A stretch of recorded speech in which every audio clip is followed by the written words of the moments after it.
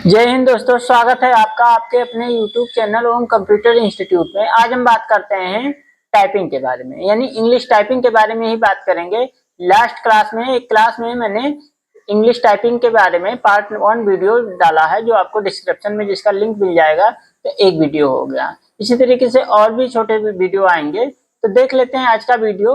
तो सबसे पहले हम लोग टाइपिंग के ही देखते हैं। तो टाइपिंग करने के लिए सबसे पहले मैंने बताया ही था कि आपके पास एक कीबोर्ड होना चाहिए, वो चाहे PS2 हो चाहे USB हो। उसके बाद वो आपके कंप्यूटर सिस्टम में वो अटैच हो जाएगा। अटैच होने के बाद जो हमारे हैंड रखने का पोजीशन होना चाहिए वो इस तरीके से कुछ होना चाहिए, ASDF स्पेस और JKL सेमीकोलन स्पेस।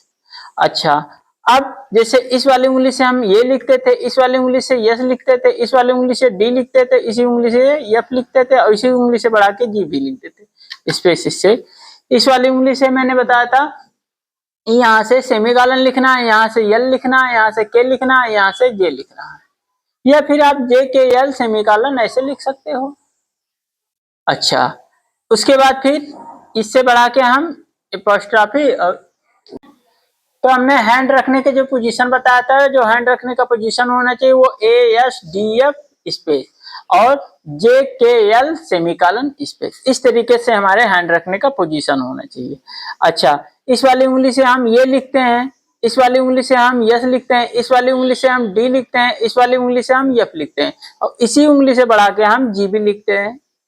अच्छा, उसके बाद इस वाली उंगली से हम जे लिखते हैं, इस वाली उंगली से हम के लिखते हैं, इस वाली उंगली से हम यल लिखते हैं, इस वाली उंगली से सेमीकोलन और इसी उंगली से बढ़ा के एपोस्ट्रॉफी या सिंगल क्यूटो मार्क और इस उंगली से बढ़ा के यस लिख देते हैं।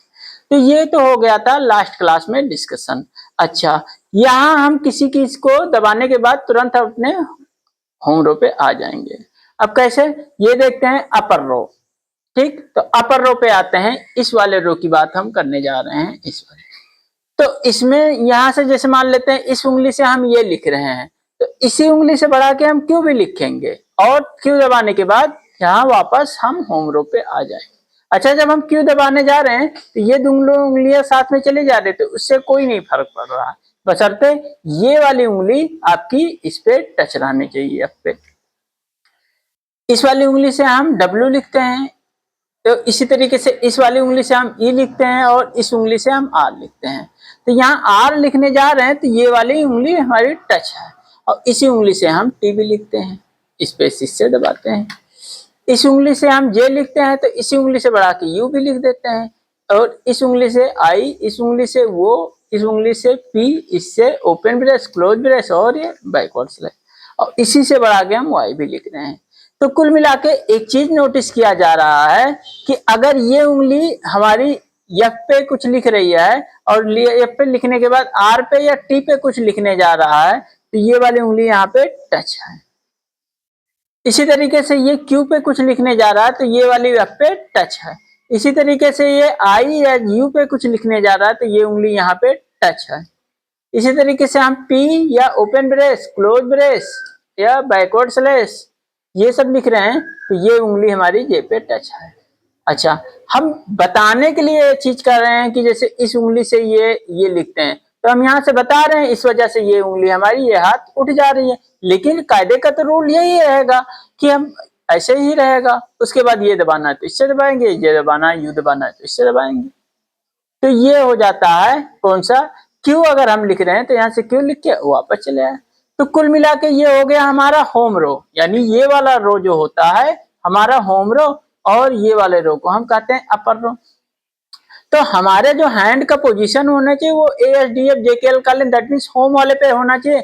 उसके बाद अपर रो पे जब जाता है तो जैसे क्यू लिखने जाता है तो क्यू लिखने यहाँ जा रहा है तो ये वाली उंगली यहाँ पे टच रहेगी और ये वाली दबेगी और फिर वापस चले आना है कहाँ पे, अपने होम रो पे। ये नहीं कि वहीं पे बैठे रहना है।